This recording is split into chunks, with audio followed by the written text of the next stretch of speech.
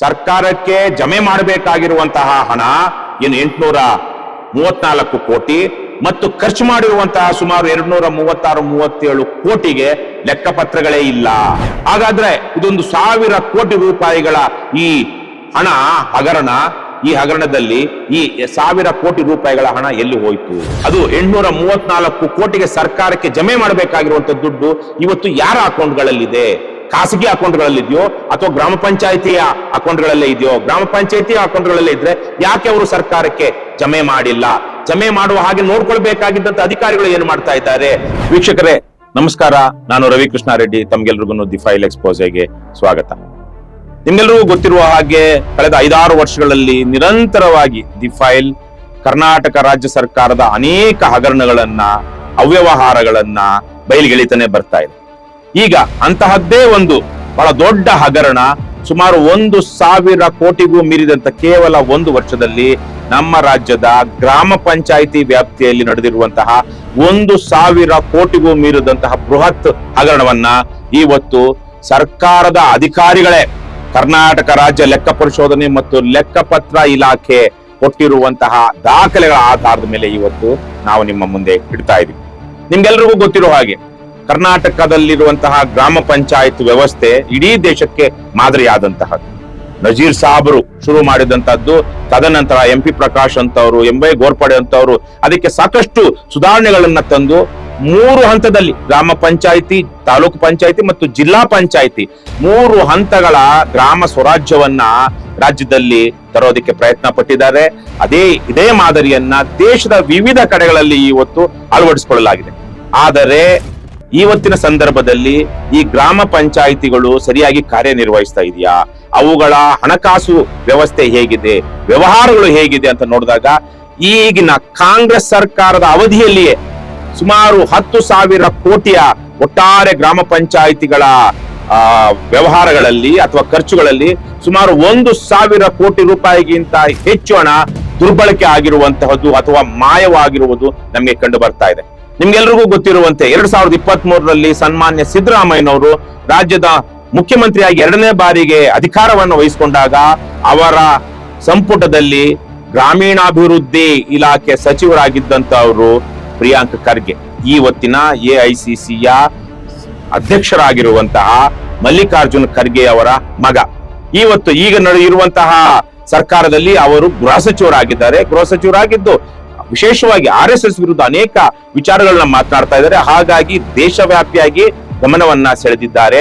ಆದರೆ ಇವರು 3 ವರ್ಷಗಳ ಕಾಲ ಗ್ರಾಮೀಣಾಭಿವೃದ್ಧಿ ಮತ್ತು ಪಂಚಾಯತ್ ರಾಜ್ ಇಲಾಖೆಯ ಸಚಿವರಾಗಿ ಏನು ಕೆಲಸ ಮಾಡಿದ್ರು, ಯಾವ ತರಹದ ಸುಧಾರಣೆಗಳನ್ನ ತಂದ್ರು, ಅಲ್ಲಿ ಇದ್ದಂತಹ ಸೋರಿಕೆಗಳನ್ನ ಇಲಾಖೆಗಳಲ್ಲಿ, ಗ್ರಾಮ ಪಂಚಾಯತ್ಗಳಲ್ಲಿ, ತಾಲೂಕು ಮತ್ತು ಜಿಲ್ಲಾ ಪಂಚಾಯತ್ ಆಡಳಿತದಲ್ಲಿ ಸೋರಿಕೆಗಳಿದ್ದಾಗ ಅದನ್ನ ಹೇಗೆ ತಡೆದ್ರು ಅಥವಾ ಆದಾಯವನ್ನ ಹೇಗೆ ಮಾಡಿದ್ರು ಅಂದಾಗ ನಮ್ಗೆ ತುಂಬಾ ನಿರಾಶಾದಾಯಕವಾದ ಉತ್ತರವೇ ಕಾಣಿಸ್ತಾ ಇದೆ.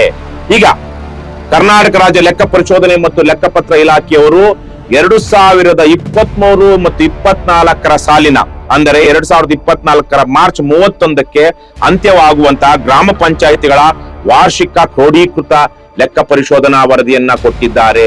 ಆ ಲೆಕ್ಕ ಪರಿಶೋಧನಾ ವರದಿಯಲ್ಲಿ ಗ್ರಾಮ ಪಂಚಾಯಿತಿಗಳವರು ತಮ್ಮ ವ್ಯಾಪ್ತಿಯಲ್ಲಿ ತೆರಿಗೆಯನ್ನ ಹಾಕಿ ಸಂಗ್ರಹಿಸಿದಂತ ಅವರ ಸ್ವಂತ ವರಮಾನವನ್ನ ಹೆಚ್ಚು ಮಾಡಿಕೊಳ್ಳೋದಿಕ್ಕೆ ಸರ್ಕಾರವೇ ಅವಕಾಶ ಮಾಡಿಕೊಟ್ಟಿರುವಂತಹ ತೆರಿಗೆಯನ್ನ ಗ್ರಾಮಸ್ಥರ ಮೇಲೆ ಹಾಕಿ ಅಲ್ಲಿ ವಸೂಲಾದಂತಹ ಶುಲ್ಕವನ್ನ ಅಥವಾ ತೆರಿಗೆಯನ್ನ ಸರ್ಕಾರಕ್ಕೆ ಕಟ್ಟದೇ ಇರುವಂತಹ ಕೆಲಸವನ್ನ ಮಾಡಿದ್ದಾರೆ. ಇದನ್ನ ಕರ್ನಾಟಕ ರಾಜ್ಯ ಲೆಕ್ಕ ಪರಿಶೋಧನಾ ಮತ್ತು ಲೆಕ್ಕಪತ್ರ ಇಲಾಖೆಯ ಈ ವರ್ಷ ಈಗ ಸಲ್ಲಿಕೆ ಆಗ್ತಾ ಇರುವಂತಹ ವರದಿಯಲ್ಲಿ ತೋರಿಸಲಾಗಿದೆ. ಹಾಗಿದ್ರೆ ಪ್ರಿಯಾಂಕ್ ಖರ್ಗೆ ಅವರು ಏನು ಮಾಡಿದ್ರು, ಯಾವ ತರಹದ ಸುಧಾರಣೆಗಳನ್ನ ತಂದ್ರು? ಇವತ್ತು ಅವರು ಗೃಹ ಸಚಿವರಾಗಿದ್ದಾರೆ. ಆದ್ರೆ ಗ್ರಾಮೀಣಾಭಿವೃದ್ಧಿ ಮತ್ತು ಪಂಚಾಯತ್ ರಾಜ್ ಇಲಾಖೆಯ ಸಚಿವರಾಗಿದ್ದಾಗ ಅವರ ಮೌಲ್ಯಮಾಪನವಾಗಬೇಕಲ್ವಾ?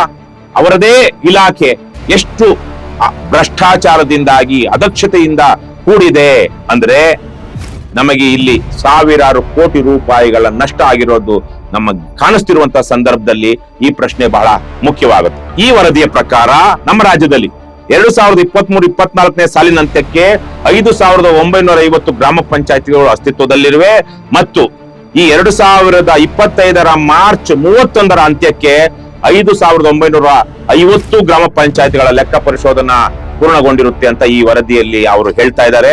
ಅಂದ್ರೆ 100% ಅವರು ಆಡಿಟ್ ಮಾಡಿದ್ದಾರೆ. ಆಡಿಟ್ ಮಾಡಿದಾಗ ಯಾವ ಲೋಪದೋಷಗಳು ಕಾಣಿಸ್ತಾ ಇವೆ ನಿಮ್ಗೆ ಗೊತ್ತಿರಲಿ.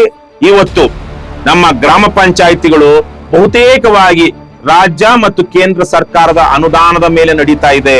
ಸ್ವಂತ ವರಮಾನಗಳು ತುಂಬಾ ಕಡಿಮೆ ಇದೆ. ಅಂತಹ ಸಂದರ್ಭದಲ್ಲಿ 2023-24ನೇ ಸಾಲಿನಲ್ಲಿ 8,061 ಕೋಟಿ ರೂಪಾಯಿ ಗ್ರಾಮ ಪಂಚಾಯಿತಿಗಳಿಗೆ ಕೇಂದ್ರ ಮತ್ತು ರಾಜ್ಯ ಸರ್ಕಾರದ ಅನುದಾನಗಳನ್ನ ನೀಡಲಾಗಿದೆ. ಮತ್ತು ಗ್ರಾಮ ಪಂಚಾಯಿತಿಗಳೇ ಅವರ ಪ್ರಮುಖ ಆದಾಯಗಳು ಎಲ್ಲಿಂದ ಬರುತ್ತೆ? ಭೂಮಿ ಮತ್ತು ಗ್ರಾಮ ಪಂಚಾಯಿತಿ ವ್ಯಾಪ್ತಿಯಲ್ಲಿಯ ಭೂಮಿ ಮತ್ತು ಕಟ್ಟಡಗಳ ಮೇಲಿನ ತೆರಿಗೆಗಳು, ಜಾಹೀರಾತು ಮತ್ತು ಹೋರ್ಡಿಂಗ್ಸ್, ಮೊಬೈಲ್ ಟವರ್ಗಳು, ವಿಂಡ್ ಮಿಲ್, ಸೋಲಾರ್ ಪಾರ್ಕ್ಗಳ ಮೇಲಿನ ತೆರಿಗೆಗಳಾಗಿವೆ. ಮತ್ತು ತೆರಿಗೆಯೇತರ ಮೂಲಗಳು ಅವರಿಗೆ ನೀರಿನ ಶುಲ್ಕಗಳು, ವ್ಯಾಪಾರ ಮತ್ತು ಕಟ್ಟಡ ಪರವಾನಗಿ ಶುಲ್ಕಗಳು, ಮನರಂಜನೆಯ ಮೇಲಿನ ಶುಲ್ಕಗಳು, ವಾಹನ ನಿಲುಗಡೆ ಶುಲ್ಕಗಳು, ಮಾರುಕಟ್ಟೆ ಶುಲ್ಕಗಳು, ಜಾನುವಾರುಗಳ ನೋಂದಣಿಗೆ ಶುಲ್ಕ, ಆಪ್ಟಿಕಲ್ ಫೈಬರ್ ಹಾಕಲು ರಸ್ತೆ ಅಗತ್ಯದ ಶುಲ್ಕ, ಇವನ್ನ ತೆರಿಗೆ ಮತ್ತು ತೆರಿಗೆಯೇತರ ಮೂಲಗಳಿಂದ ಅವರು ಸಂಗ್ರಹಿಸ್ತಾರೆ. ಆದ್ರೆ ನಮ್ಮ ಇಡೀ ರಾಜ್ಯದ ಗ್ರಾಮ ಪಂಚಾಯಿತಿಗಳು 2023 ಮತ್ತು 24ರ ಸಾಲಿನಲ್ಲಿ ಕೇವಲ 1,829 ಕೋಟಿ ರೂಪಾಯಿಗಳನ್ನ ಈ ಮೂಲದಿಂದ ಸಂಗ್ರಹಿಸಿವೆ.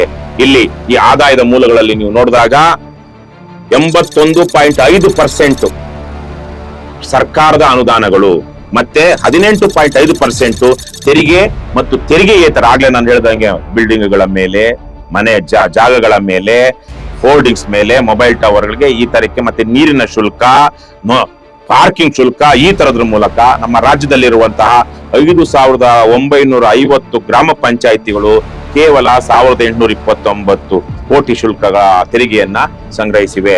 ಒಟ್ಟು ಆ ಅವಧಿಯಲ್ಲಿ ಒಟ್ಟಾರೆ ಆದಾಯ ಗ್ರಾಮ ಪಂಚಾಯಿತಿಗಳಿಗೆ ಬಂದಿರುವಂತದ್ದು ಅಂದ್ರೆ ಎಲ್ಲಾ ಗ್ರಾಮ ಪಂಚಾಯಿತಿಗಳಿಗೆ 9,891 ಕೋಟಿ ರೂಪಾಯಿ.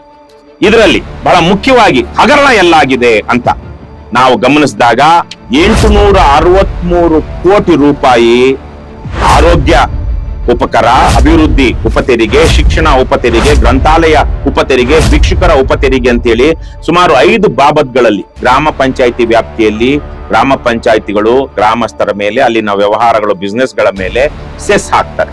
ಆ ಸೆಸ್ ಅಲ್ಲಿ 2023-24ನೇ ಸಾಲಿನಲ್ಲಿ 863 ಕೋಟಿ ರೂಪಾಯಿಗಳನ್ನ ಸಂಗ್ರಹಿಸಲಾಗಿದೆ.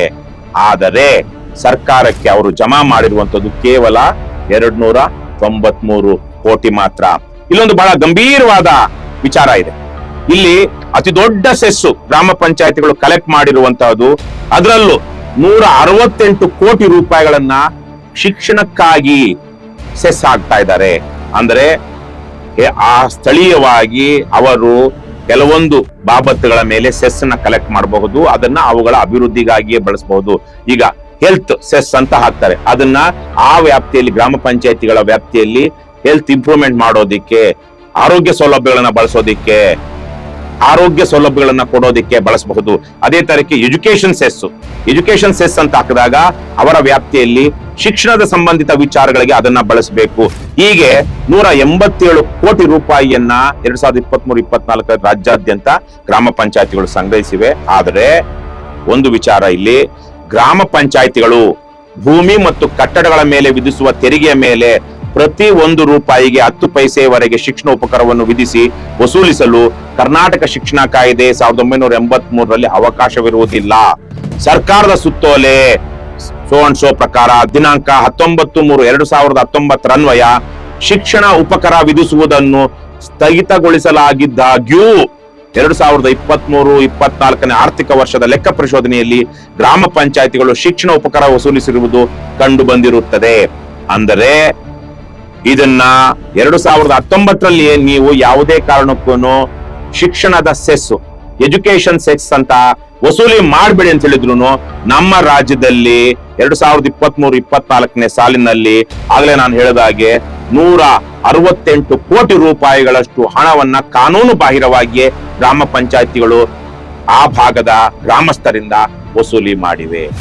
ಈಗ ನಾವು ನೋಡಿದಾಗ ಯಾವ್ಯಾವ್ದಕ್ಕೆ ಎಷ್ಟೆಷ್ಟು ವಸೂಲಿ ಮಾಡಿದ್ದಾರೆ ಅಂತ 2023-24ನೇ ಸಾಲಿನ ಅಂತ್ಯಕ್ಕೆ ಬೇಡಿಕೆ, ವಸೂಲಿ ಮತ್ತು ಬಾಕಿಯ ವಿವರಗಳು ಅಂತ ಏನು ಆಡಿಟ್ ರಿಪೋರ್ಟ್ ಅಲ್ಲಿ ಇದೆ ಅದನ್ನ ನಿಮಗೆ ತಿಳಿಸ್ತೀವಿ. ಆರಂಭಿಕ ಶಿಲ್ಕು ಅಂತ ಹೇಳಿ 375 ಕೋಟಿಯನ್ನ ವಸೂಲಿ ಮಾಡಲಾಗಿದೆ ಮತ್ತು ತದನಂತರ 62 ಕೋಟಿ ರೂಪಾಯಿಗಳನ್ನ ವಸೂಲಿ ಮಾಡಲಾಗಿದೆ.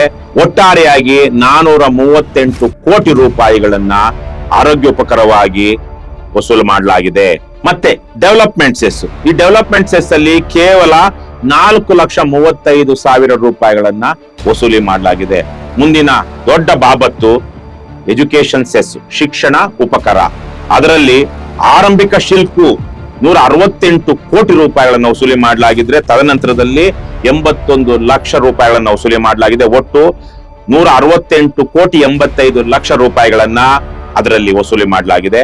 ಇನ್ನು ಗ್ರಂಥಾಲಯ ಉಪಕರ, ಲೈಬ್ರರಿ ಸೆಸ್ ಅಂತೇಳಿ, ಅದರಲ್ಲಿ ಆರಂಭಿಕ ಶಿಲ್ಕು ಬಂದು 157 ಕೋಟಿ, ಮತ್ತೆ ತದನಂತರ ವಸೂಲಿ ಆಗಿರುವಂತದ್ದು 30 ಕೋಟಿ. ಒಟ್ಟು 187 ಕೋಟಿ 94 ಲಕ್ಷ.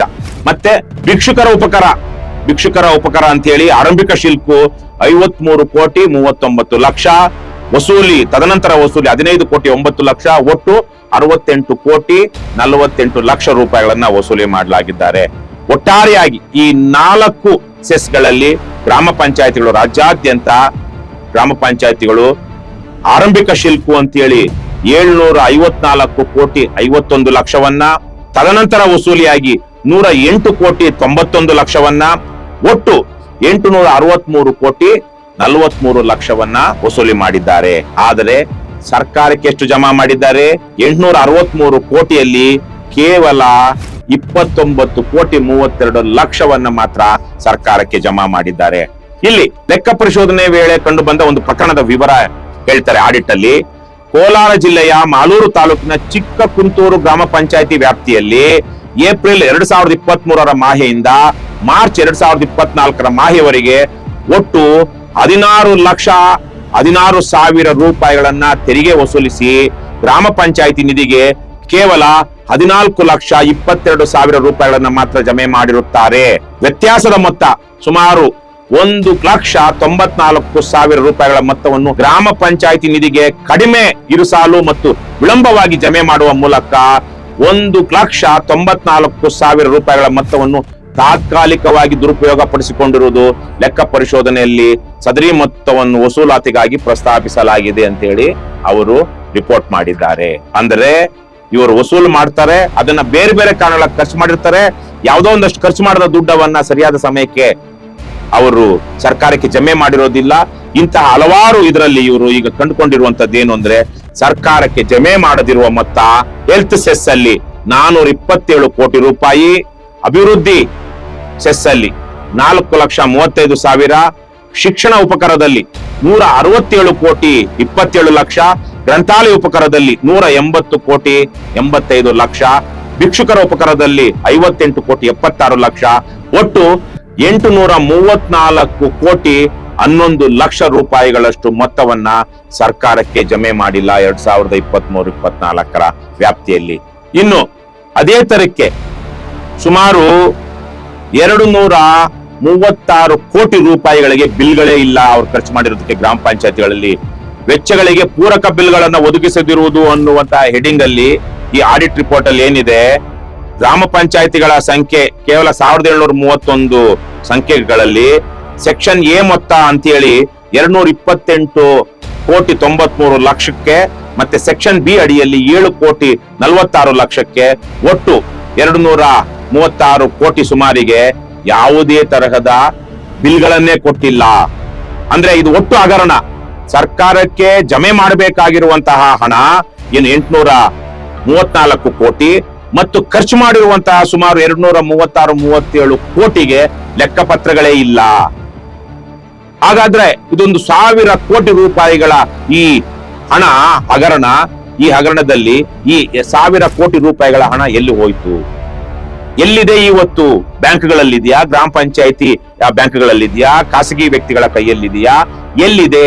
ಇಂದಿನ ಅನೇಕ ಸಂದರ್ಭಗಳಲ್ಲಿ ನಾವು ನೋಡಿದಾಗ ಓವಿ ಮಂಡಳಿ ಇರಬಹುದು ಅಥವಾ ವಾಲ್ಮೀಕಿ ನಿಗಮದ್ದಿರಬಹುದು, ಅನೇಕ ಕಡೆಗಳಲ್ಲಿ ಬ್ಯಾಂಕ್ಗಳಿಂದ ರಾಜಕಾರಣಿಗಳು ಮತ್ತು ಅಧಿಕಾರಿಗಳು ತಮ್ಮ ಹೆಸರಿಗೆನೆ ಡ್ರಾ ಮಾಡಿಕೊಂಡು ಅದನ್ನ ಬೇರೆ ಬೇರೆ ರೀತಿಯಲ್ಲಿ ದುರ್ಬಳಕೆ ಮಾಡ್ಕೊಂಡಿರುವಂತಹದ್ರ ಬಗ್ಗೆ ಅನೇಕ ಪ್ರಕರಣಗಳಾಗಿವೆ.